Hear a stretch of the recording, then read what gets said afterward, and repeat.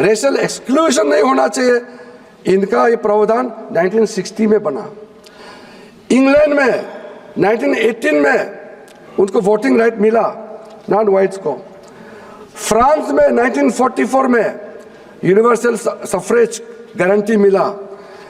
Commonwealth में 1962 में जो इंडिजिनियस वहाँ के एबोरिजिन्स वगैरह को अपना संवैधानिक अधिकार मिला। मेरा पास पूरा तथ्य है, लेकिन उतना गिन के बताने का जरूरत नहीं। मैं इसलिए बता रहा हूँ, हम लोग को तो जब आज़ादी मिलते ही ये सारा अधिकार हमारे देश के हर एक नागरिक को मिला हुआ है। लेकिन कभी कभी मैं इसलिए कह रहा हूँ कि कभी कभी ऐसा बात किया जाता है जैसे कि इस देश में माइनॉरिटी का कोई अधिकार ही नहीं। अगर इस देश में अखिलेश जी, आपका मैं जवाब दे दूंगा अगर आप बीच में बोलेंगे तो। मैं तो किसी का जवाब नहीं देना चाहता हूं आज। वो ऐसे है सर, पुराने दिन याद आ रहे हैं। नहीं,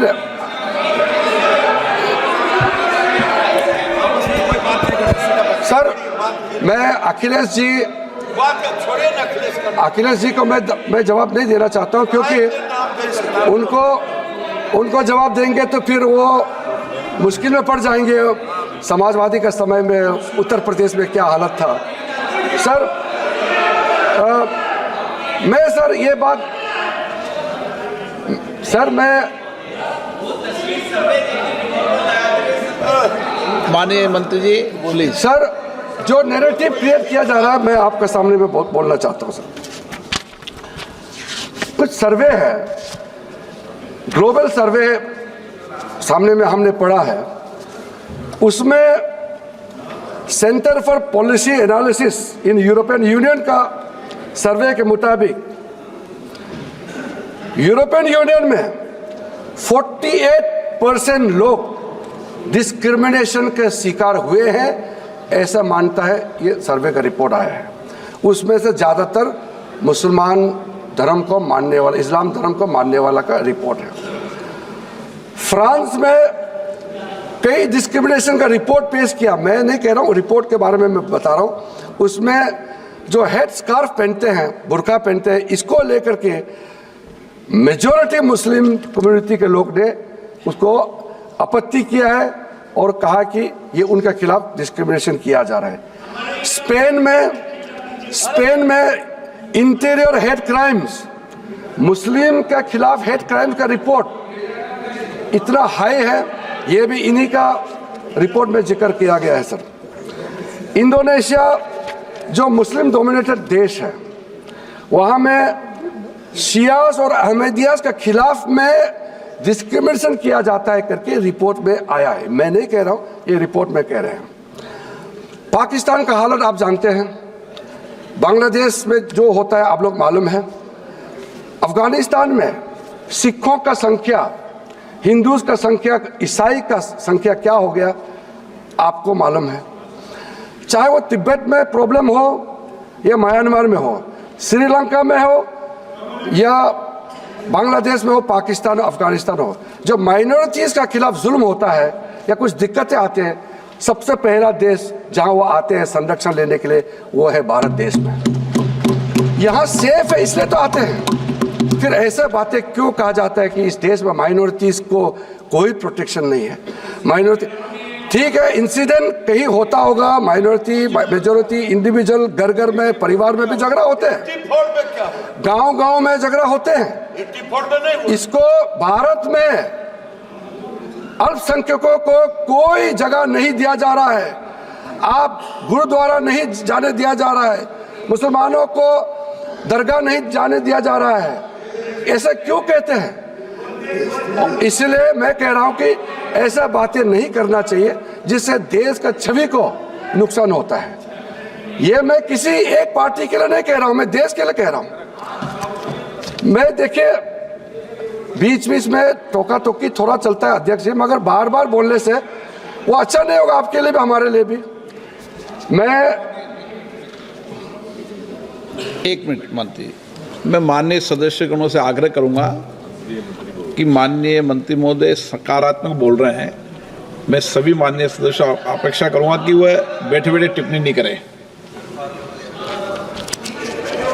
धन्यवाद अध्यक्ष महोदय। देखिए सर, मैं बहुत सीधा साधा आदमी हूँ। मैं जो सोचता हूँ वही बोलता हूँ।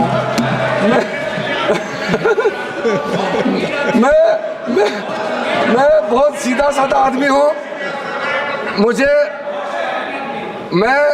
मैं जो सोचता हूँ वही बोलता हूँ। मैं संसदीय कार्य मंत्री के रूप में आपसे लगातार संपर्क करता हूँ।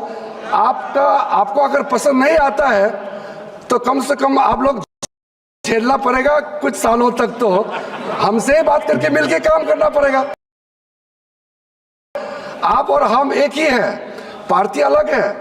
अगर जब मेरे साथ काम करने का सहन शक्ति खत्म हो जाएगा तो आप प्रधानमंत्री जी को बता दीजिए कि आपके पास अभी सहन नहीं कर सकता है मेरे साथ काम करने का। तब तक तो काम करना पड़ेगा। मैं आपके लिए भी करता हूँ, अपने लिए भी करता हूँ। इसलिए ज़्यादा टोका टोकी मत कीजिए, थोड़ा शांति से सुनिए। सर, बाबा साहब अम्बेडकर के बारे में कल कई लोगों ने जिक्र किया, इसलिए मैंने भी शुरू में कहा कि बाबा साहब भीमराव अम्बेडकर नहीं होते तो हम जैसे कई लोग इस सदन में चुन के कभी नहीं आते हैं। तो आज जो बाबा साहब ने कुछ काम किया है या कुछ सोच है, उसके बारे में मैं थोड़ा जिक्र करना चाहता हूँ। बाबा साहब को इक्वालिटी ऑफ अपॉर्चुनिटी और सोशल जस्टिस में कैसे बैलेंस किया, उन्होंने बहुत बारीकी से, जब संविधान का रचना हो रही थी उस समय बैकवर्ड टर्म को किस तरीके से उन्होंने इस्तेमाल किया है। ये principle of opportunity and role of reservation were given foremost importance while addressing historical injustice done against the marginalized communities। और कभी भी बाबा साहब भीमराव अंबेडकर ने किसी धर्म के खिलाफ कभी उन्होंने नहीं कहा।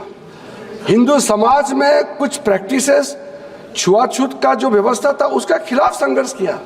बाद में कुछ लोगों ने, बाबा साहब तो जब उन्होंने दीक्षा लिया 14 अक्टूबर को, उसके ज़्यादा दिन बाद वो नहीं रहे हमारे बीच में, तो पूरा बात उन्होंने नहीं बता पाया देश में घूम घूम करके, क्योंकि उस समय सोशल मीडिया नहीं था, टेलीविज़न नहीं था। उसका बात पूरा पहुंचा नहीं पाया। मैंने बहुत डीप रिसर्च किया है। बाबा साहब ने जो कह के किया उसको बाद में कुछ लोगों ने मिस इंटरप्रेट करने का शुरू किया और कहा कि बाबा साहब भीमराव अम्बेडकर ने हिंदू धर्म छोड़ा है, इसलिए हिंदू धर्म के खिलाफ लड़ाई करना है। ऐसा बाबा साहब ने कभी नहीं कहा। बाबा साहब ने सिर्फ इतना ही कहा कि ठीक है, मैं एक ऐसा धर्म को अपनाता हूं जिसमें क्लासिफिकेशन ऑफ कास्ट नहीं होगा, उसमें इक्वलिटी के नाम पे गया। वो हिंदू धर्म को दुश्मनी के रूप में कभी भी नहीं देखा है। क्योंकि सर, छोटा सा जो घटना है, घटना बहुत हजारों है। एक छोटा सा घटना आप भी सुनेंगे तो सब कन्विंस होगा, आपने भी पढ़ा होगा। इंग्लैंड से जब, अमेरिका से पहले वो पढ़ के जब वापस आए, अब सूरत में, बड़ौदा का महाराजा के वहाँ में उसको नौकरी करना था, क्योंकि वो स्कॉलरशिप का एक कंडीशन था। तो वहाँ जा कर के उन्होंने जब काम करने शुरू किया तो बैठने का जगह नहीं था, तो एक गेस्ट हाउस, टूटा फूटा गेस्ट हाउस में रुकने के लिए उन्होंने रिक्वेस्ट किया। वो पारसी लोगों के लिए गेस्ट हाउस बनाया था, तो अंबेडकर को वहाँ रहने नहीं दिया। तो उन्होंने कहा कि आप तो पारसी हैं, आप छुआछूत में आप विश्वास नहीं करते हैं, मुझे कुछ दिन रहने दीजिए। लेकिन कहा कि नहीं, आप हिंदुओं में छुआछूत है तो हमारे लिए भी आप यहाँ नहीं रह सकते हैं। फिर वो एक क्रिश्चियन दोस्त जो लंदन में उसके साथ पढ़े, उसके पास गए, उनको कहा कि आप तो ईसाई हैं, आप क्रिश्चियन हैं, आपको यहाँ छुआछूत नहीं होते हैं, मुझे एक कुछ दिन के लिए आपको यहाँ रहने दीजिए। तो उन्होंने कहा कि देखिए, मैं आपको रहने दूंगा, मगर आपको अगर मेरा बगल घर में रहने दूंगा तो मेरा सारा बिजनेस ठप हो जाएगा, कोई मेरा साथ काम नहीं करेगा, इसलिए आपको मैं रहने के लिए इजाज़त नहीं दे सकता हूँ। तो उसके बाद जब वो संभाजी नगर से आगे जाके अजंता फोर्ट देखने गए, आते समय संभाजी नगर में जो दौलताबाद फोर्ट है वो देखने गए अपने कुछ साथियों के साथ। टूटा फूटा गाड़ी में गई तो पूरा धूल हो गई। धूल साफ करने के लिए वहाँ छोटा सा तालाब था। तालाब में जब गए तो कुछ मुसलमान ग्रुप आए और कहा कि तुमने हमारा तालाब को छू करके क्यों गंदा किया है।